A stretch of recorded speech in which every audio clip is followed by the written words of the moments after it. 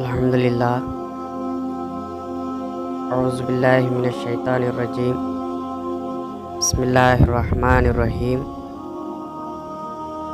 نخل شریف ہے کہ بھدری والی میں اکثر بلکہ سب مہاجرین مثلاً میاں سید خنمیر رضی اللہ عنہ، میاں نظام، میاں نعمت رضی اللہ عنہ، میاں ملک جی وغیرہ رضی اللہ عنہم نے محاضرہ کیا تھا۔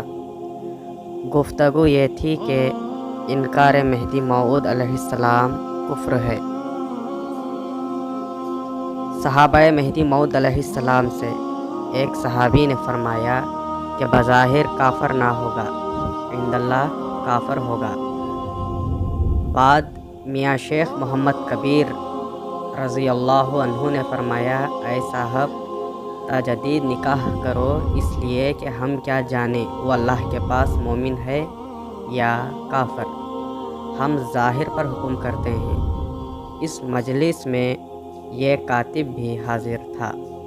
وہ نیز نقل ہے کہ موضع سیحہ میں مہاجروں نے محاضر کیا تھا، مثلاً میاں نظام بن خداوند رضی اللہ عنہ، میاں ملک جی بن برخوردار رضی اللہ عنہ و میاں نعمت بن ملک بڑے رضی اللہ عنہ، میاں لاڑشاہ بن مبارک رضی اللہ عنہ، میاں لاڑ بن راجہ رضی اللہ عنہ اور میاں شاہ دلاور رضی اللہ عنہ۔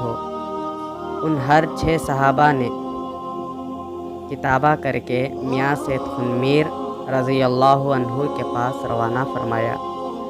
سب کو معلوم ہے کہ اس کتابے میں تحریر فرمائے تھے کہ ہم خلق کو کافر نہیں کہتے، مگر منکران مہدی علیہ السلام کو جیسے کہ قرآن اور احادیث میں مذکور ہے اس پر اعتقاد رکھتے ہیں۔ اور اگر کوئی شخص سوال کرے کہ منکران مہدی علیہ السلام کو کیا فرماتے ہو، تو ہم اس کو اس طرح جواب دیں گے کہ فرمانے باری تعالیٰ ہے کہ اور جو کوئی انکار کرے اس کا یعنی مہدی موعود علیہ السلام کا فرقوں میں سے، تو دوزخ اس کا ٹھکانہ ہے۔ اور چنانچہ فرمان رسول اللہ صلی اللہ علیہ وسلم ہے کہ جس نے مہدی کا انکار کیا کافر ہو گیا۔ اور عبد الملک سے مروی ہے کہ جس نے محمد صلی اللہ علیہ وسلم کا انکار خواہ آپ کے کسی مظہر میں کرے، مظہر ولایت میں ہو یا مظہر نبوت میں، دوزخ اس کا ٹھکانہ ہے، کیونکہ مہدی علیہ السلام خاتم ولایت محمدیہ صلی اللہ علیہ وسلم ہیں۔ اس مجلس میں یہ ناخل بھی حاضر تھا۔ انصاف نامہ باب دوم صفحہ 35 تا 36۔